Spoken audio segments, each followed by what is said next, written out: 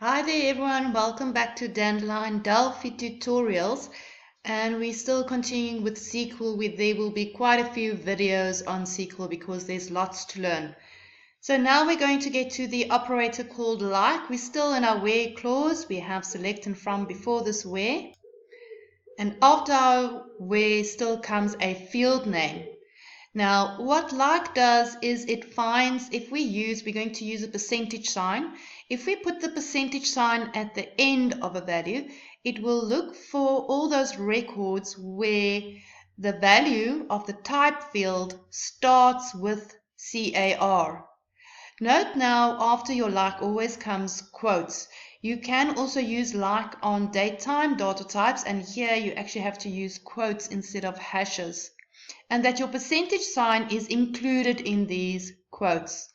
Now what this where will produce is it will find all the records where the type started with just car, because the percentage sign indicates to us any number of characters, which could also be no characters. It could then have car space sales or just cars as well. We can move this percentage sign around depending on what we need. If we put it in front of the value, we will look for anything that ends with GP. So remember, percentage indicates also no characters, so I'll find GP as well. And I'll find numbers in GP, and I'll find smile and GP, and then I can find anything that will end with GP. I don't think I've said this before, but SQL is not case sensitive when it comes to these values that we find. So whether you typed here GP as capital letters or lowercase, it will find any instance of GP. Just very careful that you don't add a space between the percentage and the GP.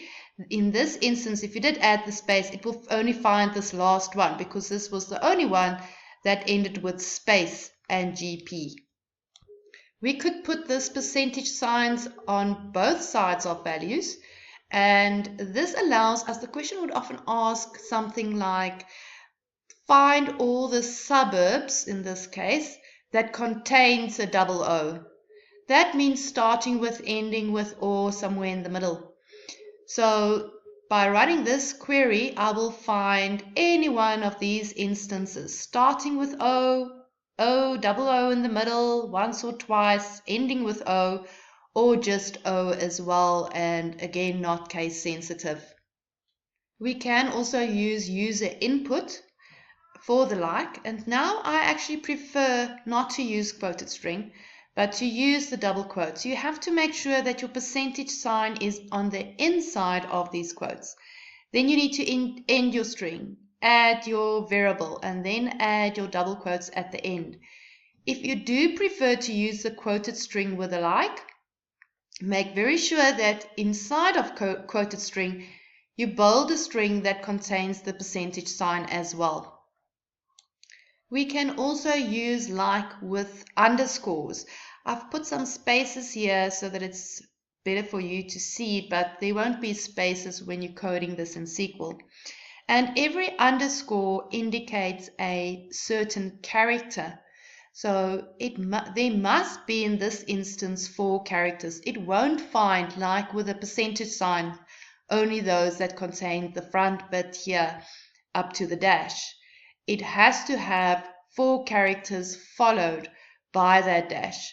So here's an example of what it could find. Here is an example of using distinct. Distinct will find me one of each occurrence of this field.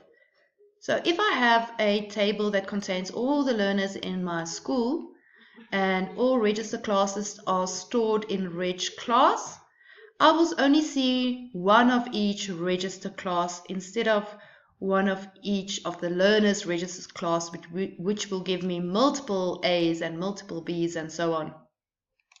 I can also use distinct on 2 fields, and that means that as a combination, the grade and the register class together, I'll only see one occurrence of each. If you look at this output here, I will see multiple A's, but I'll only see one 8A.